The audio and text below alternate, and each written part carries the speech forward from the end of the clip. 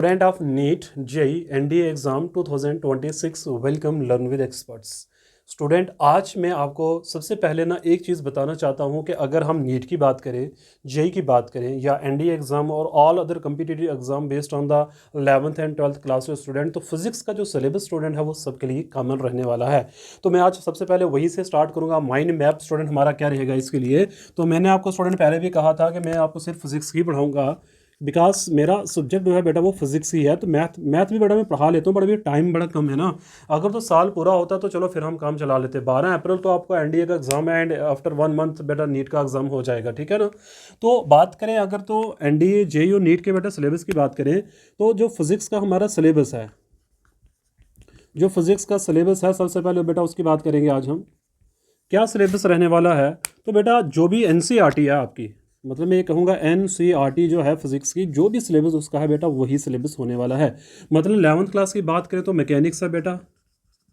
Mechanics में कितने chapter बेटा हमारे आ जाते हैं। यूनिट एंड मेजरमेंट है, force and laws of motion है, motion in a straight line है, मोशन इन अ प्लेन है, देन वर्क पावर एनर्जी है, ग्रेविटेशन रिजिड बॉडी वाला बेटा चैप्टर आ जाएगा। फिर ग्रेविटेशन वाला हमारा अलग आ जाता है, अभी ऑप्टिक्स है, और बल्क मोटर ऑफ प्रॉपर्टीज वाला बेटा आ जाता है। फिर हमारे पास थर्मोडायनेमिक्स है, kinetic theory, gases, oscillation and waves.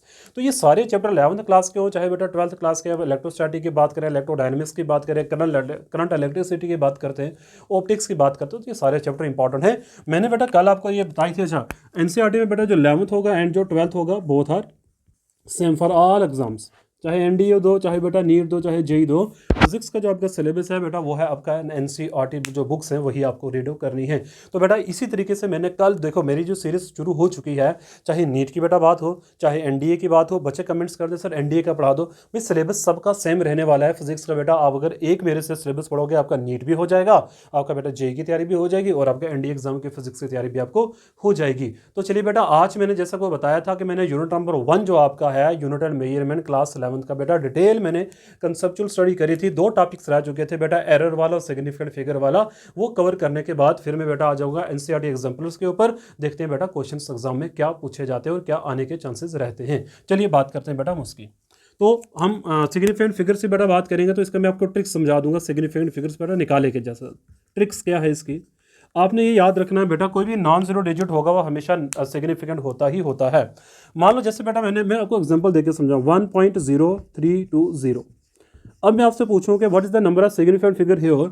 तो बेटा आपने करना ही सबसे पहले ये होता है कि जितने भी जीरोज होते हैं उन जीरोज, देखो जो नॉन जीरोज नंबर है बेटा वो सिग्निफिकेंट होते ही होते हैं, उसमें तो कोई दोहराई ही नहीं। अब जीरोज की बात हम करेंगे। सबसे पहले बेटा विदाउट डेसिमल पॉइंट की मैं बात कर लेता हूँ। मैं विदाउट डेसिमल पॉइंट अगर है इस तरीके से मान लो, तो आपको कहा जाता है बताइए सिग्निफिकेंट फिगर कितने, 1 2 3 4। इसको बेटा हम कब लेंगे, जब ये कोई मेजरमेंट वैल्यू होगी। ये अपने याद रखें, जो चीज़ मैं लिख रहा हूँ बहुत इंपॉर्टेंट है। जब भी कोई मेजरमेंट से वैल्यू आई होगी, लेट सपोज बेटा यहाँ पे मैं सेंटीमीटर लिख देता हूँ, तो अब ये वाला जीरो जो है बेटा ये सिग्निफिकेंट फिगर होगा। अगर तो यहाँ पे सेंटीमीटर नहीं है, विदाउट जस्ट अ नंबर है बेटा, उस वक्त लास्ट का जीरो जो होता है वो नॉन सिग्निफिकेंट फिगर में आता है। ये बात आपने याद रखनी है। अब अगर बेटा यहाँ पे पॉइंट लग गया तो फिर क्या हो जाएगा, चाहे सेंटीमीटर हो चाहे सेंटीमीटर ना हो बेटा, उस केस में बेटा ये वाला जीरो जो है आफ्टर डेसिमल पॉइंट जो लास्ट का जीरो होता है, counted as a significant figures होता है। अब जल्दी से बेटा मैं यहाँ पे 3-4 नंबर लिखूंगा, आपने मुझे बताने सर यहाँ पे सिग्निफिकेंट कौन कौन से नहीं है। बेटा मेरे बोलने से पहले आपने इसके आंसर दे देने पे, ठीक है।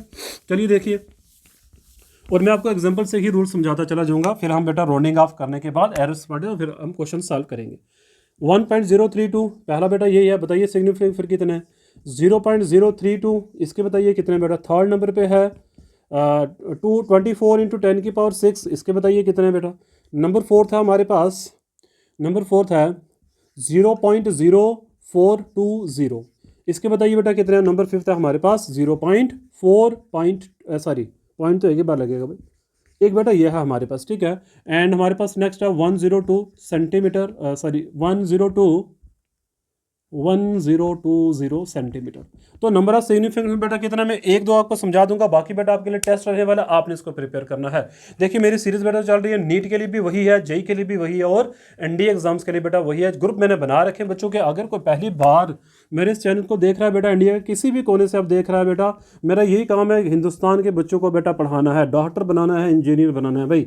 और आप लोगों की बस बेटा मुझे सपोर्ट चाहिए, प्यार चाहिए, जो बेटा आप बहुत कर रहे हो।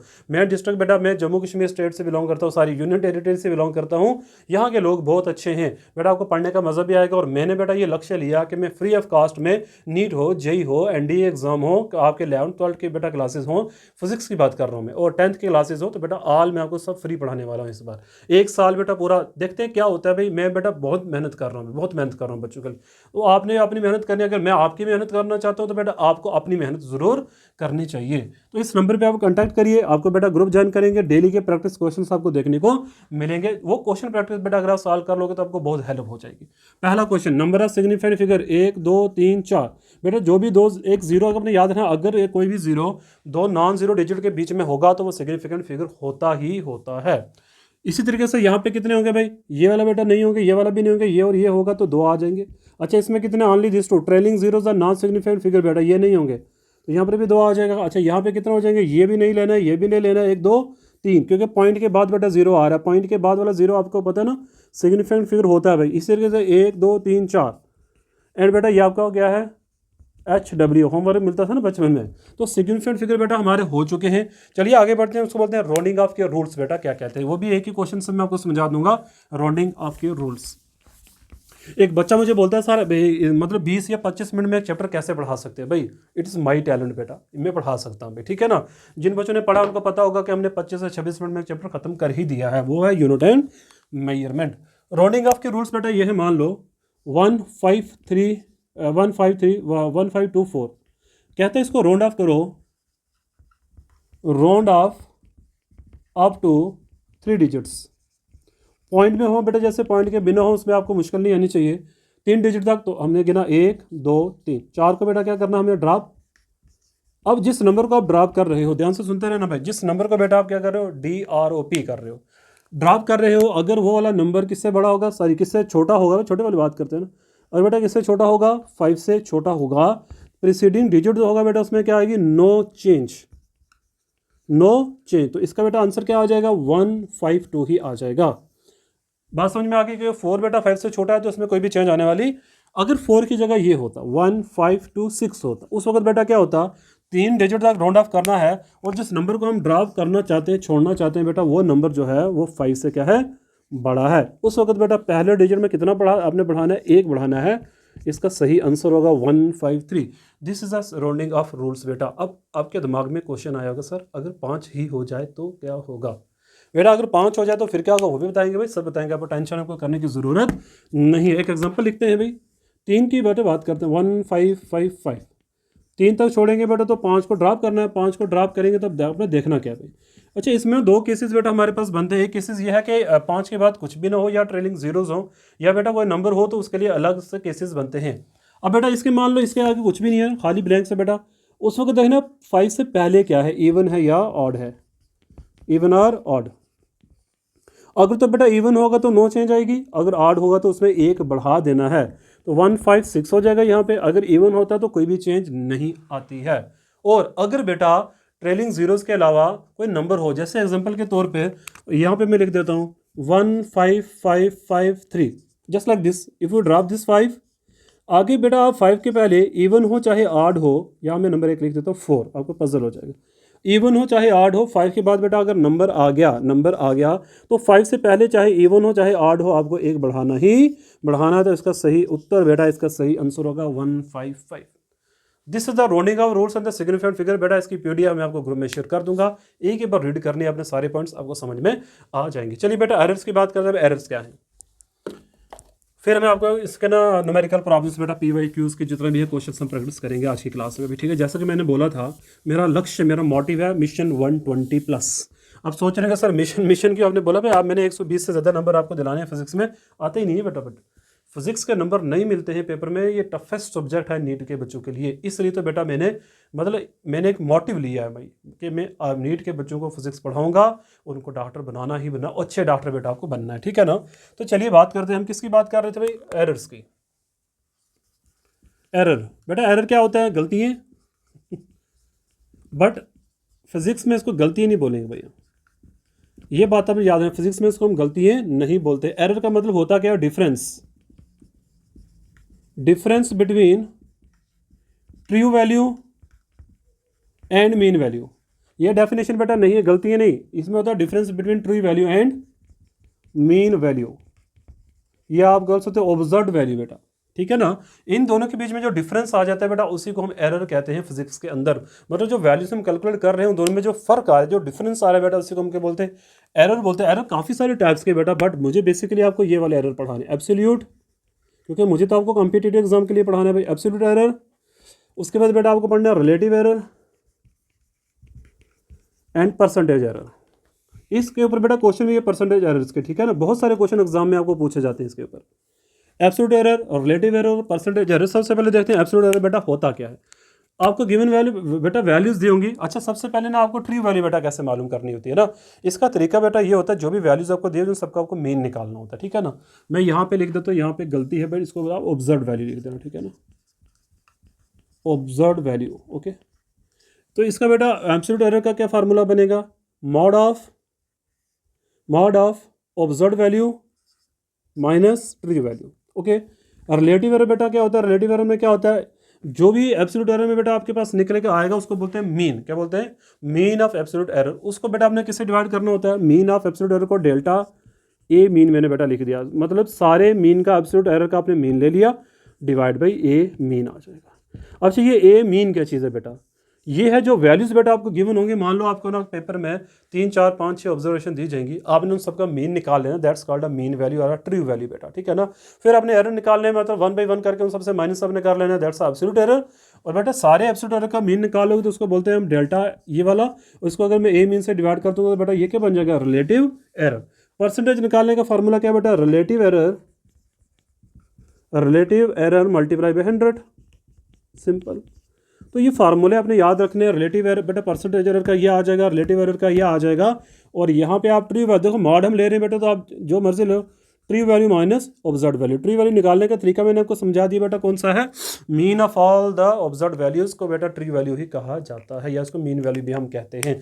तो ये था बेटा इस चैप्टर की पूरी इंट्रोडक्शन। लास्ट में बेटा 3 चीज़ें रह चुकी हैं, छोटी छोटी है भाई, छोटी छोटी चीज़ें हैं। वो चीज़ें में क्या है, छोटी छोटी। वर्नियर कैलिपर के बारे में आपको पता होना चाहिए, लास्ट ईयर ना इससे क्वेश्चन बना हुआ था बेटा।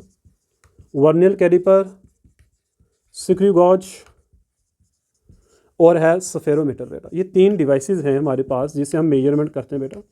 क्वेश्चन तो बड़ा इंटरेस्टिंग था बेटा, कभी फिर मौका मिला तो प्रैक्टिकल में वो क्वेश्चन था, मतलब हम क्या करते, जो क्वेश्चन पूछा हुआ था प्रैक्टिकली वो क्वेश्चन पूछा हुआ था, तो कभी मैं बेटा आपको ऑब्जर्वेशन लेकर आऊँगा, प्रैक्टिकल समझाऊंगा तो वो निकल जाएगा भाई, बहुत आसान है, कुछ नहीं करना है उसमें, वो करवा दूंगा बेटा मैं आपको।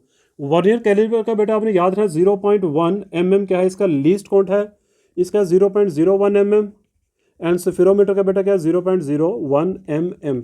ये इसका बेटा लीस्ट एरर आ जाएगा अभी, क्या आ जाएगा, सॉरी एरर, इसको क्या बोलते हैं, लीस्ट काउंट, मिनिमम ये कितना बेटा मेजर कर सकता है वर्नियर कैलिपर, स्क्रू गॉज और स्फेरोमीटर बेटा। इसमें से आपको पेपर में आ सकता है which one of the following is called the micrometer, तो बेटा वो ये है माइक्रोमीटर, इसका नाम आपने बेटा रट लेना, माइक्रोमीटर आ जाएगा। तो ये है इस चैप्टर बेटा पूरी जो कहानी थी वो मैंने आपको डिस्कस करी है। अभी मैं रिवर्स चलूंगा, सबसे पहले परसेंटेज एरर के बेटा क्वेश्चंस हम फाइंड करेंगे, पेपर में कैसे क्वेश्चंस आते हैं। Let's start the PYQ solution. Okay, चलिए बेटा इसको हम सॉल्व कर लेते हैं। ओके, आई होप कि आपके डाउट्स इस चैप्टर बेटा कोई भी नहीं रहा होगा, मैंने पूरा चैप्टर फुल्ली फ्लैज आपको समझा दिया है। कोशिश बेटा मेरी है कि आप जब तक आपका एग्जाम होता, जब तक एग्ज़ाम देने जाते तब तक बेटा आपका पूरा सिलेबस मैं आपको पढ़ा दूं, और कोशिश करेंगे बेटा मतलब 1 महीने के अंदर ही, इन 1 मंथ के अंदर ही मैं आपको 11th एंड 12th के सारे चैप्टर्स को बेटा रिवाइज करवा दूंगा। जो समय हमारे पास बचेगा उसमें बेटा हम प्रैक्टिस करेंगे फिर डेली की, ठीक है। मतलब 53 डेज बेटा आपके रह गए एग्जाम में ना, उसके बाद हम नया बैच बैठाएंगे, देन फिर बेटा आराम से पूरा साल में आपको पढ़ाऊंगा। ये तो भी जस्ट बेटा ट्रेलर देख रहे हो आप, कहानी तो भाई मेरे बाकी है पीछे, ठीक है कहानी तो भी बाकी है। चलिए PYQs बेटा न्यूमेरिकल प्रॉब्लम देख लेते हैं। न्यूमेरिकल प्रॉब्लम्स, NP बेटा बोलते हैं। हमारा एक टीचर होता था, उसका नाम था न्यूमेरिकल प्रॉब्लम, भाई उसका नाम था नितर प्रकाश। तो हमने इसका नाम बेटा टीचर का रखा था क्या, न्यूमेरिकल प्रॉब्लम। न्यूमेरिकल्स बहुत कराते थे सर वो, उनका नाम भी एनपी था, तो एनपी का मतलब न्यूमेरिकल प्रॉब्लम्स। ओके, तो बेटा क्वेश्चंस में डिस्कस करूंगा आपके पास। यहाँ पे क्वेश्चन बड़ा इंटरेस्टिंग है भाई, ये क्वेश्चन ऐसे एग्जाम में आता है। तो कहता है इफ़ द, क्वेश्चन बेटा ये है, if the radius of sphere, मतलब एरर है उसके अंदर, मतलब if the error of the radius of sphere is 2%।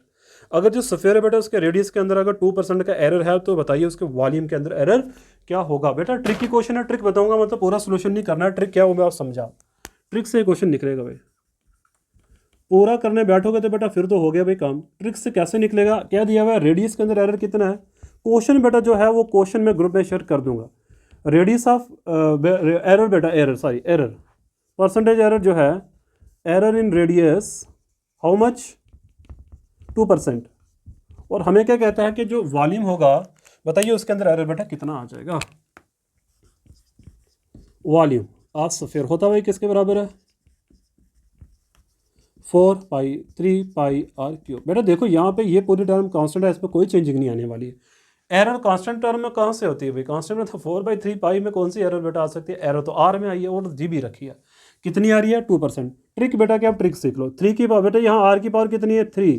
तो आपने निकालना है एरर, निकालना है परसेंटेज एरर, क्या आ जाएगा, परसेंटेज एरर इन वॉल्यूम, तो कितना आ जाएगा बेटा, ध्यान देते रहना, in volume that's equal 3 multiply by, क्योंकि पावर में 3 था बेटा, 3 multiply by percentage error in are. Radius के अंदर बेटा जो परसेंटेज एरर था वो कितना है, तो 3 इंटू 2%, तो आंसर बेटा आ जाएगा 6% एरर होगा वॉल्यूम के अंदर। कितना आसान क्वेश्चन है बेटा, जादू देखो, मैजिक देखो, कितने आराम से ये क्वेश्चन निकल चुका है भाई, इतना आसान है, कुछ नहीं करना है भाई। बस एक क्वेश्चन और मैं कराऊंगा आपको बेटा, और अच्छे समझ में आ जाएगा। सेकंड क्वेश्चन देख लेते हैं इसका, ये तो पहली प्रॉब्लम थी भाई। दूसरी प्रॉब्लम बेटा ये एरर्स की करेंगे, ठीक है ना। कहता है कि बॉडी की काइनेटिक एनर्जी बेटा, उसमें एरर आपने निकालना है। अगर मास के अंदर और स्पीड के अंदर बेटा एरर गिवन है, तो बता देते हैं भाई मास के अंदर बेटा कितना एरर है, 2%, और स्पीड के अंदर कितना, 3% एरर है। मास के अंदर बेटा 2% है और स्पीड के अंदर 3% एरर, मैं यहाँ पे लिख देता हूँ। मास के अंदर बेटा एरर कितना है, मास के अंदर है 2%, और स्पीड के अंदर एरर कितना दिया हुआ है, 3% का एरर बेटा गिवन दे रखा है। कहने वाला ये कहता है बताइए जो काइनेटिक एनर्जी होगी बॉडी की बेटा, उसके अंदर एरर क्या होगा वो बताइए। ट्रिक यही है, मैं यहाँ पे बेटा इसका सोल्यूशन प्रोवाइड कर रहा हूँ। 1 मिनट बेटा, इसको मिटा देते हैं यहाँ से, हम इसको हम हटा ही देते हैं, ठीक है, रब कर देते हैं, रब। बेटा एक बच्चा होता था क्लास 11th में, अगर वो अभी देख रहा होगा ना, APS मीरा साहब में, APS मीरा साहब जम्मू में, मैं क्लास 11th वालों को पढ़ाता होता था। तो वहाँ पे एक बच्चा था, जब मैं क्वेश्चन लिखता था वो बेटा क्या बोलता था, सर उतारें, वो ये नहीं था बोलता बच्चा लिखें, वो बोलता सर उतारूँ, भाई मैं उतार ले भाई, सब कुछ उतार दे मेरा क्या चाहता, ठीक है। तो क्वेश्चन नंबर 2 बेटा क्या है, आप मत उतार देना कुछ भी भाई, आपने पढ़ना है बेटा, कपड़े शपड़े लगा के पढ़ना है, मैं उतार के बैठ के पढ़ते हो मज़े से बिस्तरे में लेटे हुए है ना, ऐसा नहीं है बेटा, हार्ड वर्क तो करनी पड़ेगी आपको। तो मास के अंदर एरर कितना है, 2%, स्पीड के अंदर एरर कितना है, 3%। कहता है बेटा काइनेटिक एनर्जी में, अर्थात काइनेटिक एनर्जी बराबर किसके, फार्मूला लिख लेते हैं, 1/2 mv²। एरर बेटा निकालना है, परसेंटेज एरर क्या आ जाएगा देखते हैं ना ध्यान से।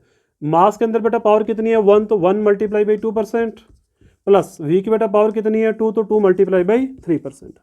क्योंकि स्पीड के अंदर बेटा एरर कितना है, 3%, तो मैंने वैसे ही किया ना, तो ये आ जाएगा 2% plus 6%, that's equal to 8% error है बेटा। 8% एरर है किसके अंदर, काइनेटिक एनर्जी के अंदर। मैंने तो बेटा आपको 2 एग्जांपल्स करवाई हैं, आप इसके ऊपर 10-15 एग्जांपल खुद अपने साल करनी है। मैं चेक भी करूंगा बेटा, PDF में भेजूंगा भी, और मैं ग्रुप के अंदर भी आपसे बात करूंगा कि मुझे बताइए आपने कितने क्वेश्चन सॉल्व किए हैं भाई, कितने क्वेश्चन करके आए हो। अच्छा ये बेटा क्यूरी आ रही थी, एक बच्चा बार बार ना क्वेश्चन पूछ रहा था, एक्चुअली बेटा वो क्वेश्चन मैंने पूरा साल किया ही नहीं था, मैंने आपको दे दिया था वो क्वेश्चन बेटा, मैं अभी करवाऊंगा वैसा क्वेश्चन, अभी मैं जैसा आपको करवाने वाला हूँ वैसा क्वेश्चन। तो बच्चा वो बोल रहा है सर यहाँ टी की पावर 0 आती है, आपने 3 लिख दिया, ये क्या है वो क्या है। बेटा मैंने कंप्लीटली सॉल्व नहीं किया था, मैंने इसे सोल्यूशन प्रोवाइड करके मैंने आपको आधा काम छोड़ दिया, मैंने कहा था ABC की वैल्यू निकाल लेना आप, बट आपने नहीं निकाली होगी क्योंकि आप तो मेरे पे डिपेंड रहते हो भाई। तो चलो बेटा कोई नहीं, अभी हम करेंगे सॉल्व इसको, वो क्वेश्चन कराऊंगा बेटा, वैसा नहीं वैसा ही क्वेश्चन कराऊंगा बेटा, आपने वो सीख लेना कि क्या है। सिग्निफिकेंट फिगर के बेटा क्वेश्चंस मैंने आपको सारे समझा दिए, कुछ मुश्किल नहीं है। अच्छा 1-2 बातें बेटा और करनी है, फिर मैं उस क्वेश्चन की तरफ आता हूँ जिस क्वेश्चन को मैंने आपको करवाना है। क्वेश्चन ये है कि जब बेटा एडिशन या सब्ट्रैक्शन होती है, एडिशन के अंदर और सब्ट्रैक्शन के अंदर बेटा क्या होता है, मान लो जब बेटा हम एडिशन या सब्ट्रैक्शन करते हैं तो हम देखते क्या है, टोटल सिग्निफिकेंट फिगर्स देखे जाते हैं। ध्यान से सुन लेना बेटा ये बात, ये मतलब ये क्वेश्चंस आते हैं इसके ऊपर प्लस माइनस करने के एरर में किस तरीके से सॉल्व होते हैं वो बताने वाला। एडिशन और सब्ट्रैक्शन बेटा हम क्या कहते हैं, लीस्ट सिग्निफिकेंट फिगर्स। एग्जांपल के तौर पे मेरे पास बेटा 3 नंबर है 1.023, फिर बेटा है 1.02, फिर है मेरे पास 1.01। ओके, तो 3 नंबर है, कहता है इनको बेटा ऐड करो, ऐड करके बेटा इसको राउंड ऑफ करो। अब करना क्या, देखना सबसे पहले आपने कि यहाँ पे 3 नंबर है और सिग्निफिकेंट फिगर बेटा सबसे कम किस में, यहाँ पे कितने भाई 4, यहाँ पे कितने 3, ये बेटा यहाँ पर भी कितने 3 है। तो मतलब हमें जो फाइनल आंसर रखना है बेटा 3 डिजिट तक लेके जाना है। आप इन सारों को करोगे ना ऐड, 1.023 प्लस 1.02 फिर प्लस 1.0, इन तीनों को बेटा ऐड करके जो भी आंसर आएगा उसमें कितने डिजिट होने चाहिए, सिर्फ 3 ही डिजिट आपने रखने हैं। 4th डिजिट को आप ड्रॉप करोगे और बेटा रूल लगा के ड्रॉप करना है भाई, यूजिंग राउंडिंग ऑफ रूल्स ही लगाने हैं आपको भाई। तो ये वाली बात है बेटा, एडिशन और सब्ट्रैक्शन के लिए हमें याद रखनी है। लीस्ट सिग्निफिकेंट फिगर देखे जाते हैं, मिनिमम सिग्निफिकेंट उस पूरी ऑब्जर्वेशन के अंदर किसके पास थे, फाइनल आंसर बेटा हमारा उधर ही राउंड ऑफ हो जाता है। जैसे मैं ये करवा देता हूँ बेटा आपको, काफ़ी सारे बच्चे वेट कर रहे हैं कि सर करवा दूँ बेटा, इधर अपनी तरफ से 0 लगा लेते हैं तो यहाँ पे 3 ही आएगा फाइनल में। फिर 2 + 2 इज़ 4, 4 + 1 इज़ 5, देन 0 + 0 0 + 0 0 ही हो जाएगा भाई, ठीक है ना। पॉइंट का बेटा पॉइंट ही आएगा, 1 + 1 2, 2 + 1 इज़ 3, ये आ गया। अब बेटा हमें तो पॉइंट के बाद अच्छा टोटल हमें कितना चाहिए, 3 ही, तो 3 को ड्रॉप करना पड़ेगा। 3 बेटा जब ड्रॉप होगा तो 5 से क्या छोटा है, तो पिछले डिजिट में कोई फर्क नहीं पड़ना है, तो this is your final answer आ जाएगा भाई, दिस इज योर फाइनल उत्तर। अब बात करते हैं बेटा मल्टीप्लिकेशन प्रोडक्ट नंबर क्वेश्चन में सिग्निफिकेंट फिगर कैसे देखे जाते हैं। तो उसकी बात बेटा मैं कर लेता हूँ, while during multiplication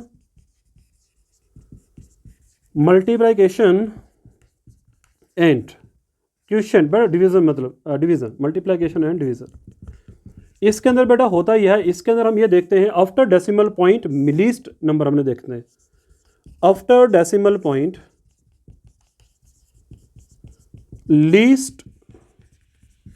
least digits कितने हैं, वही बेटा हमारे फाइनल आंसर में आएंगे। जैसे एग्जांपल के तौर पे, एग्जांपल बेटा ले लेते हैं हम ना, मान लो मैं इन दोनों को मल्टीप्लाई करता हूँ, मेरे पास है 1.11 और मेरे पास है 1.1। बेटा मैंने इन दोनों को क्या करना, आपस में मल्टीप्लाई करना, और जो हमारा फाइनल आंसर आएगा उसमें क्या होगा।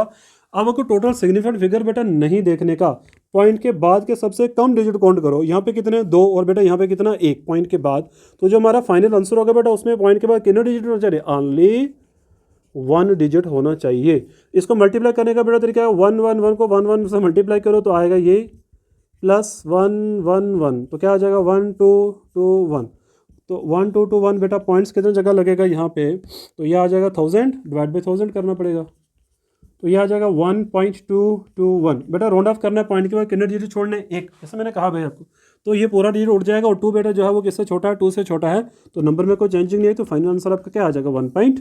बेटा ऐसे डिवीजन में भी होगा, डिवाइड जब करोगे तब भी वैसे ही करना है, प्लस माइनस के अंदर बेटा मैंने बता दिया, प्रोडक्शन के अंदर मैंने बता दिया।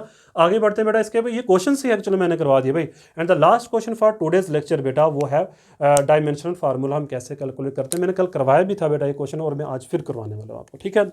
तो जल्दी से चलिए देखते हैं बेटा वो क्वेश्चन क्या दे रखा है हमें।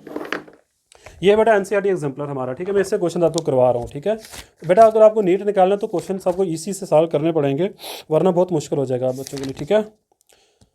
ओके बेटा क्वेश्चन ये, if momentum area and time are taken to be fundamental quantities then the energy है द डायमेंशन, एनर्जी का डायमेंशन फार्मूला पूछा है। ये क्वेश्चन बेटा मैं आपको अच्छे से समझाऊंगा, आपने अच्छे से समझना है, आज के लेक्चर का ये लास्ट क्वेश्चन रहेगा। बाकी बेटा आपकी तरफ से कोई भी सजेशन हो तो प्लीज़ आप मुझे प्रोवाइड कर सकते हो, because I am a new growing YouTube channel बेटा, मेरा नया चैनल है, तो बेटा नॉलेज बहुत है मेरे पास, पढ़ाने का मतलब वो एक्सपीरियंस बड़ा है, और मैंने काफ़ी काम भी किया यूट्यूब के ऊपर, यही नहीं कि बिल्कुल नया हूँ फ्रेश हूँ, तो बस आपके तक अभी पहुँच रहा हूँ बेटा, जो मैं आपके पास नया आया हूँ। अब मेहमान का स्वागत अब कैसे करते हैं बेटा वो आप तक है, ठीक है। तो क्वेश्चन ये है, अगर हम मोमेंटम को, एरिया को, टाइम को, बेटा 3 मोमेंटम, एरिया, टाइम को अगर हम फंडामेंटल मानते हैं तो बताइए एनर्जी का डायमेंशन फार्मूला क्या होगा। चलिए देखते हैं, मोमेंटम, एरिया एंड टाइम। तो कहता है जो एनर्जी है बेटा, क्या है, जो एनर्जी है वो किस पे डिपेंड करती है, मोमेंटम पी पे, एरिया पे और बेटा टाइम पे डिपेंड करती है, ठीक है जी। मोमेंटम पे डिपेंड कर रही है, एरिया पे डिपेंड कर रही है, टाइम पे डिपेंड कर रही है, बताइए इसका डायमेंशन फार्मूला क्या होगा। हम बेटा क्या करेंगे, यहाँ पे ध्यान देना, सबसे पहला काम, फर्स्ट स्टेप, डायमेंशन बेटा, हाँ जितनी भी टर्म्स यहाँ पे सबके डायमेंशन निकालो, डायमेंशन ऑफ ई, पी, ए और टी। एनर्जी बेटा, एनर्जी का डायमेंशन फार्मूला क्या होता है सबके बेटा आपको पता होना चाहिए। अब ये चीज़ें याद होनी चाहिए, m की पावर 1, l की पावर 2, t की पावर -2।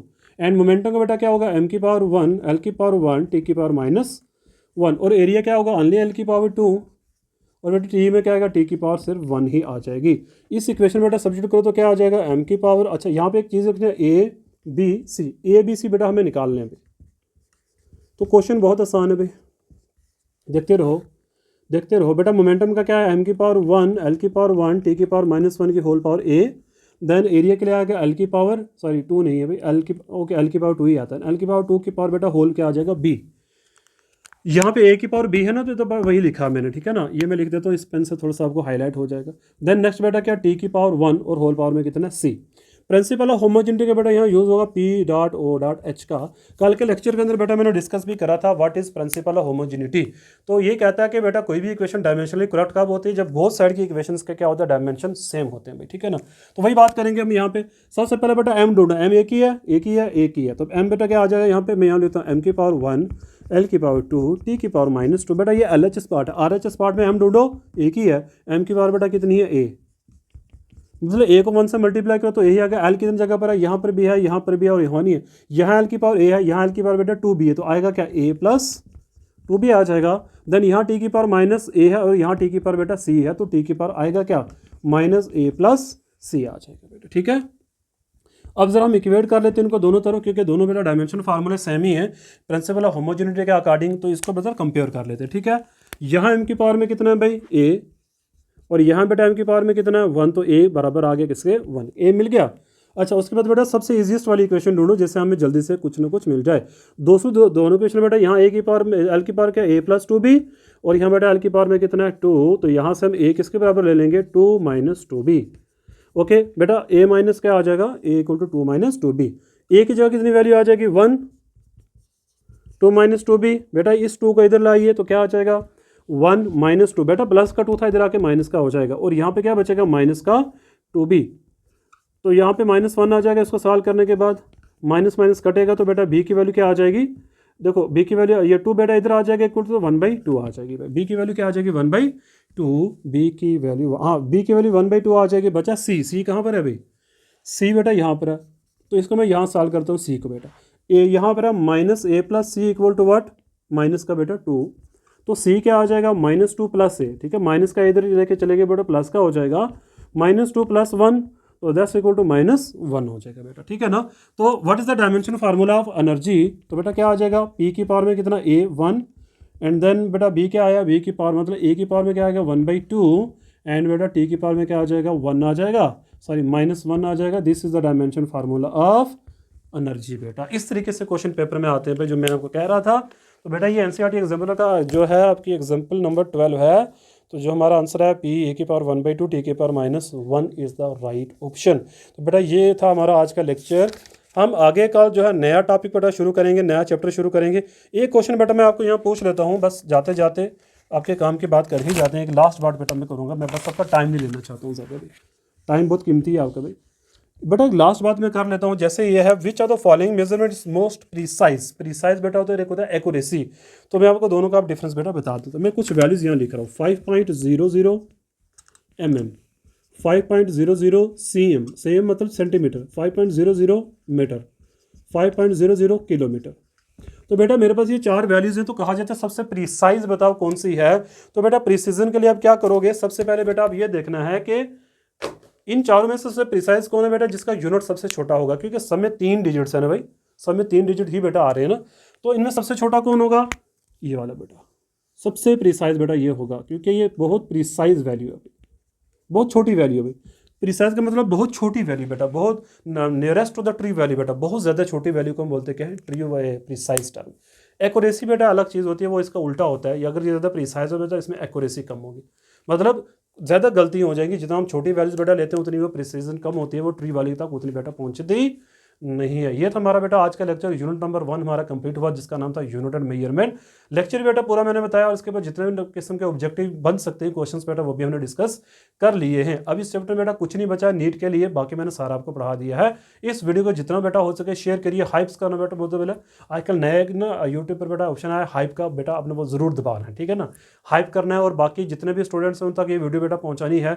53 डेज रह चुके हैं हमारे पास नीट के लिए, एंड 12 अप्रैल को एनडीए का भी एग्जाम है। तो बेटा आज का लेक्चर सारे बच्चों के लिए इंपॉर्टेंट है, एनडीए के लिए मैं स्पेशल नहीं बना रहा हूँ, हर एक के लिए इंपॉर्टेंट है, क्योंकि सिलेबस बेटा सबका सेम। कोशिश करेंगे बेटा विद इन मिनिमम टाइम्स के अंदर मैं आपका 11th और 12th क्लास पढ़ा दूँ आपको, मेरी ये कोशिश रहेगी।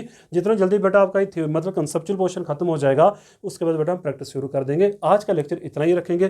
Thank you very much for watching my channel, और बेटा सपोर्ट करने के लिए भी दिल से मैं आपका शुक्रिया अदा करता हूँ। ओके।